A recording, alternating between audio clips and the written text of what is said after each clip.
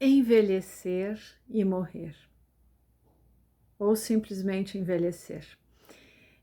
Eu vou me permitir falar um pouquinho aqui sobre esse tema, que é um tema bastante delicado, complexo e que geralmente nós evitamos. Atendo vários pacientes que se dizem velhos, outros se dizem eu sou um jovem ou uma jovem idosa e por aí, ou um adolescente, como alguns se denominam, e por aí vai. Bom, vou usar algumas obras clássicas aqui para a gente compreender um pouquinho e deixar algumas indicações. Não pretendo aqui dar uma aula sobre essa temática. Simone de Beauvoir, nessa obra magistral chamada A Velhice, escreve isso. Esse livro foi publicado lá na França em 1970, aqui no Brasil a edição que eu tenho é de 1990, então já é uma edição, a quinta impressão, então já faz mais tempo que anda por aí. E ela conta que escreve esse livro, quando lhe questionaram, mas por que é um tema tão triste? Por que você vai escrever isso? Risque os velhos. Que ideia, mas você não é velha, que tema triste. E aí, vou abrir aspas e citar aqui o que ela diz. Aí está justamente porque escrevo este livro, para quebrar a conspiração do silêncio. A sociedade de consumo, observa Marcuse, substitui a consciência infeliz por uma consciência feliz e reprova qualquer sentimento de culpa. Então a gente não pode não estar bem, é obrigatório estar bem, né? Com relação, e aí antes, ainda entre aspas, é preciso perturbar sua tranquilidade, tranquilidade dessa sociedade. Com relação às pessoas idosas, essa sociedade não é apenas culpada, mas criminosa. Abrigada por trás dos mitos da expansão e da abundância, vamos pensar no nosso modelo capitalista de produção, trata os velhos como párias, né? E aí mais adiante ela fala: descreverei a situação que se reservou aos velhos e a maneira como eles a vivem.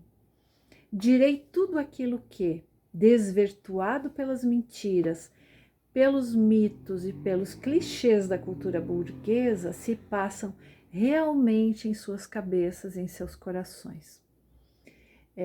E aí vai indo, é uma obra que eu indico e a leitura é extremamente interessante para a gente compreender um pouquinho essas questões relacionadas ao envelhecimento.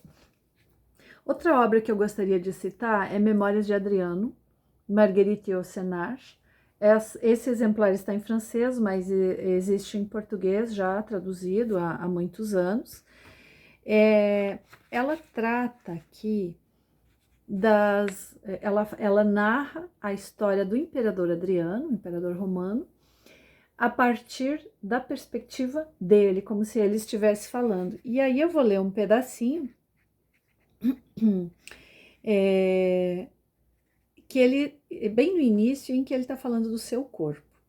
Nesta manhã, uma ideia me veio pela primeira vez, que o meu corpo, esse fiel companheiro, esse amigo mais seguro, melhor conhecido de mim mesmo que minha alma, não é mais do que um monstro que terminará por devorar seu mestre. Paz. Eu amo meu corpo.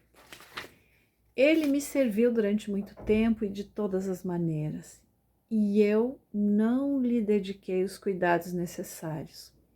Mas eu já não conto mais, como Hermógenes pretende, que Hermógenes é o médico que o acompanha, como Hermógenes pretende fazer, sobre as virtudes maravilhosas das plantas, as dosagens exatas dos sais minerais que ele foi buscar no Oriente. Este homem, portanto,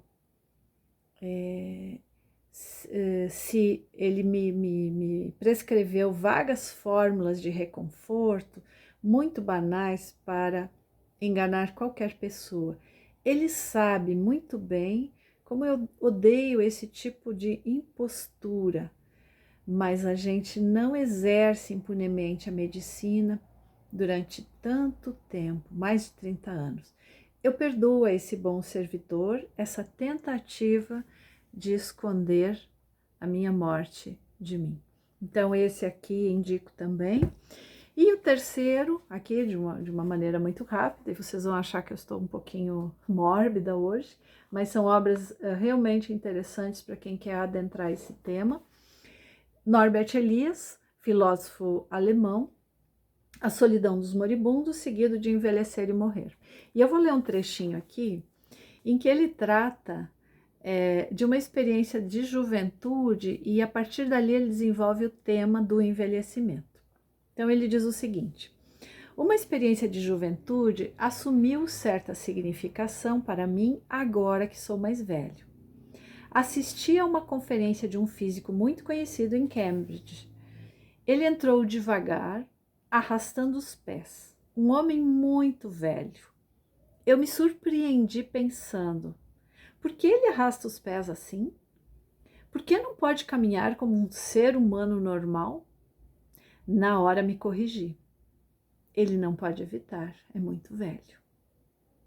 Minha espontânea reação juvenil à visão de um velho é típica da espécie de sentimentos que a visão dos velhos suscita hoje e talvez ainda mais em tempos passados, em pessoas saudáveis, nos grupos de, entre aspas, ele coloca, idade normal.